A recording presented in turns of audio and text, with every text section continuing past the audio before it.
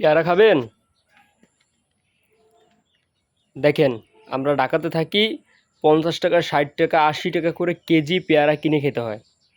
আর এই যে দেখেন, ফরমালিন ছাড়া পেয়ারা, একদম ফরমালিন ছাড়া গাছের পেয়ারা পারলাম এইমাত্র, ফরমালিন ছাড়া।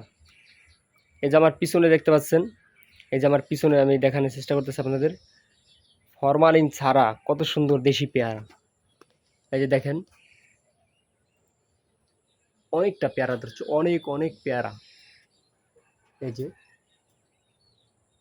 অনেক পেয়ারা ধরছে এখানে, অনেক পেয়ারা, একদম ভেজাল মুক্ত পেয়ারা।